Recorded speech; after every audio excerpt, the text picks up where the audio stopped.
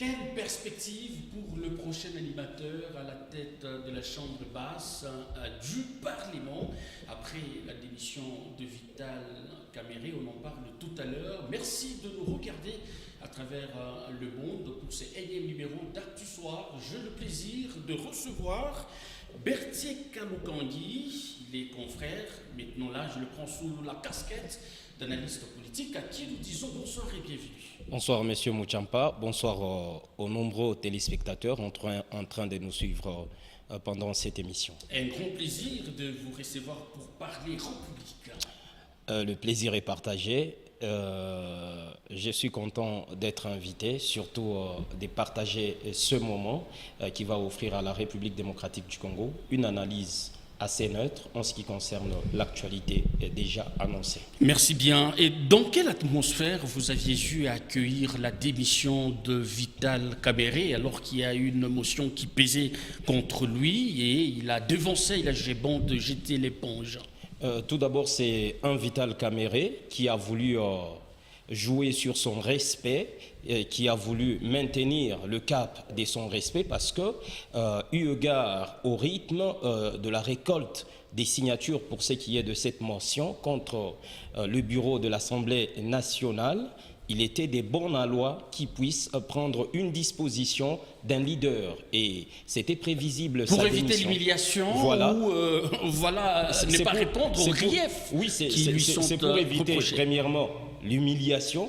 Un Vital Kamerhe qui a présenté sa figure à vocation présidentielle qui soit déchu pour la deuxième fois à l'Assemblée nationale. Savez-vous, vous êtes sans ignorer que Vital Kamerhe, à l'ère de Joseph Kabila Kabange, a été déchu, destitué du perchoir, et que ça revienne à nouveau, c'est une forme de l'humiliation. Même alors qu'il a démissionné, Vital Kamerhe présente cette face non respectable un peu politiquement, puisque c'est quand même un Vital Kamerhe qui a commencé avec pompe, avec, je dirais, qu'est-ce que je peux dire, avec cette aura politique qui était aussi grandiose, mais qui aujourd'hui commence à baisser petit à petit feu pour peut-être projeté pour un oubli de Vital Kamerhe avec son UNC. Avec cette démission, on peut tout de suite dire que les griefs qui lui sont reprochés appartiennent désormais au passé, ou des poursuites pourront être envisagées.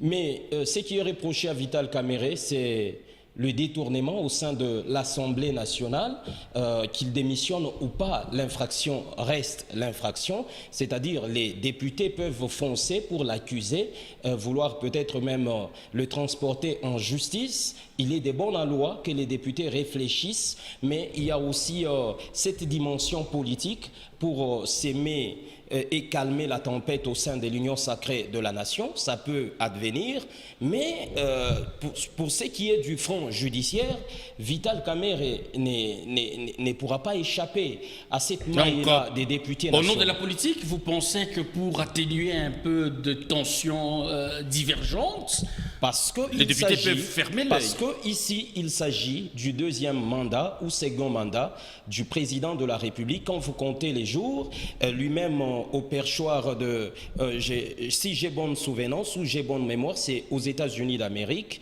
à l'ONU, à la 70e session de l'ONU, le président a réaffirmé que Vital Kamerhe était son partenaire. Mais politiquement, quand on est partenaire, on se protège mutuellement, on se protège pour envisager la vie nationale, la concorde nationale. Quoi de plus normal qu'aujourd'hui que vous puissiez apprendre que cette démarche est étouffée? C'est normal. Quelle démarche déjà? La démarche des députés sur Vital Kamerhe, qu'on puisse auditer tout ce qu'il y a eu comme dépenses au sein de cet hémicycle de l'Assemblée nationale. C'est normal que ça soit étouffé. Donc, mais étouffé juste pour des raisons de lien politique qui unit le président de la République et Vital Kamerhe? Les linges sales peuvent se laver en famille.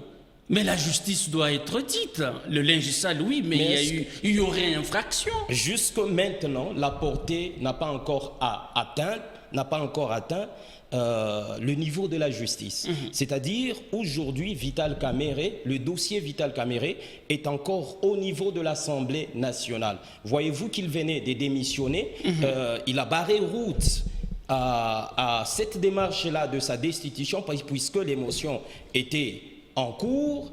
Mais aujourd'hui, Vital Kamerhe, le voir encore en justice, je suis en train de voir quand même une accalmie de ce côté-là. Mais qu'à cela ne tienne, les choses en politique, tous les coups sont permis. Ça peut aussi se réveiller, qu'il se retrouve encore en train d'être pourchassé par cette même flèche et qu'il puisse tomber. Alors, plusieurs voix estiment que ce n'était pas opportun de voir Vital Kamerhe quitter le perchoir au regard des priorités à travers la République démocratique du Congo. Ça crépite dans la partie Est, la population voudrait être dans les bonnes conditions. Est-ce que vous êtes de ceux qui pensent que ce n'était pas aussi prioritaire pour faire partir Vital Kamerhe? Pourquoi on parlerait de l'opportunité ou pas? Ici, il s'agit d'une vie d'un pays. À partir du moment où les députés ont trouvé quelque chose, ça ne va pas. Ils ne devraient pas rester bouche bée. L'amélioration de leurs conditions de vie, vous pensez que ça a un impact direct avec mais la population? Regardez, allons-y tout droit au but. Regardez un Vital Kamerhe pour quelle production législative? Quand vous comparez le mandat de Mbosso au mandat de Vital Kamerhe. Il n'y a pas photo? Voulez-vous bien insinuer? Ça s'évalue sur base de la production législative.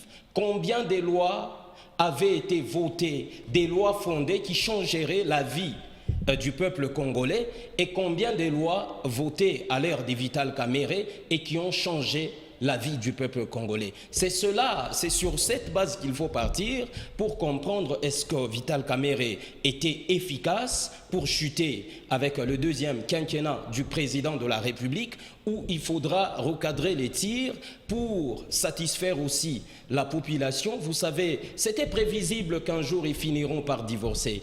Vous parlez déjà du divorce? C'était prévisible. Politique ou politiquement, c'était prévisible, puisque Vital Kamerhe s'attendait au soutien de Félix-Antoine Tshilombo Tshisekedi une fois fini le premier mandat. Et aujourd'hui, Félix Tshisekedi finira bientôt le deuxième mandat. Et Vital Kamerhe serait un élément gênant dans la ceinture du président de la République. Qui a des ambitions de devenir président de la République dans ce pays. Pour vous, c'est quoi la couleur de cette relation? Cette relation sera maussade à partir du moment où on ne sait pas les intentions des uns des autres. Est-ce que Félix Tshisekedi a les intentions de glisser? Tout récemment, on avait aussi entendu la question de la révision constitutionnelle ou même le changement de la constitution en République démocratique du Congo. Est-ce Vital qui aurait freiné toutes ces démarches-là? On ne sait pas dire oui ou non, puisqu'il s'agit des questions qui se traitent au sein d'une famille politique qui est l'Union sacrée. Est-ce que c'est lui qui a empêché, qui a bloqué pour que ces genres de manœuvres ne puissent pas marcher?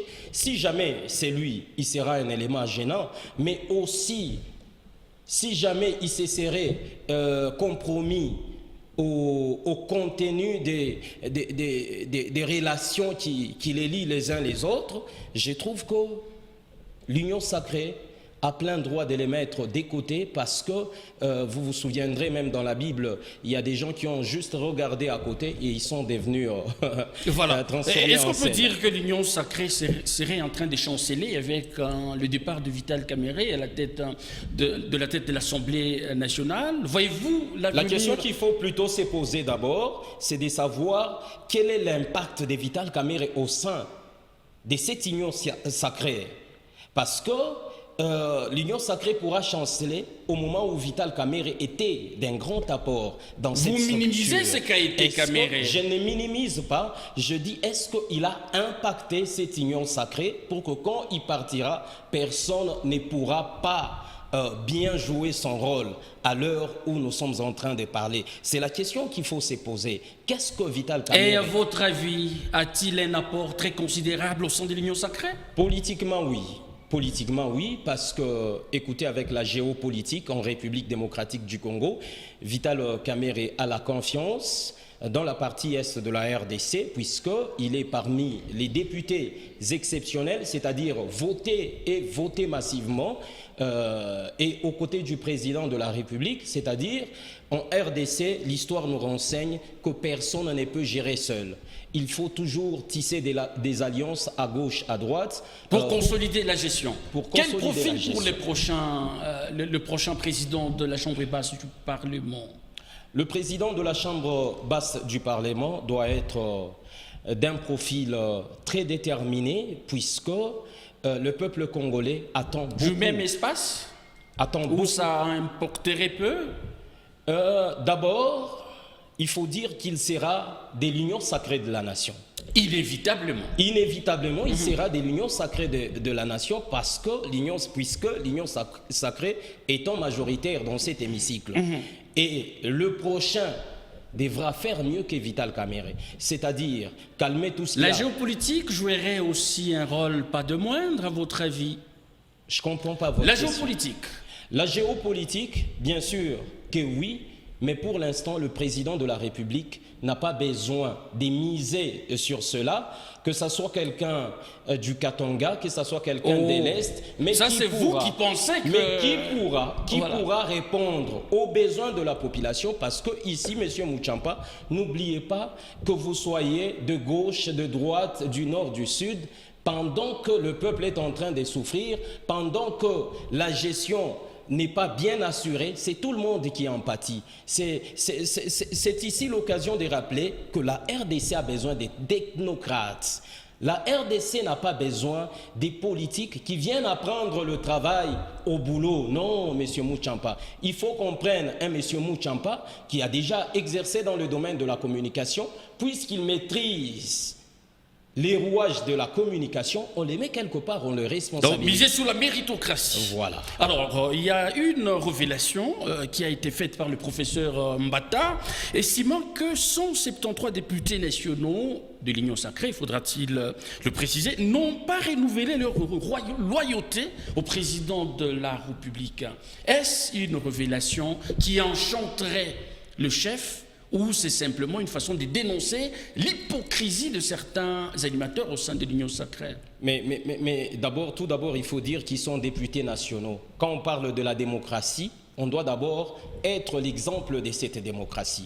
Pourquoi le président de la République s'est senti lésé à partir du moment où certains députés donnaient leurs opinions? Nous pouvons être d'une même famille, mais nous avons des avis contradictoires. C'est ce qui fera même la beauté de cette démocratie, M. Moutchampa. Et donc, au nom de la démocratie, le président devra bien l'accueillir, mais du point de vue politique, il devra chercher comment consolider ou soit harmoniser les points de vue pour que sa famille reste soudée, que sa famille garde toujours son poids et sa présence au sein de l'Assemblée nationale. Monsieur Berthier Kaloukangi, je rappelle que vous êtes analyste politique. Merci d'avoir répondu à notre invitation. Merci, cher ami. Merci aux téléspectateurs qui nous suivent. Merci à vous qui nous avez suivis à travers le monde. Nous vous retrouvons très prochainement avec la même détermination. D'ici là, portez-vous bien et à très vite.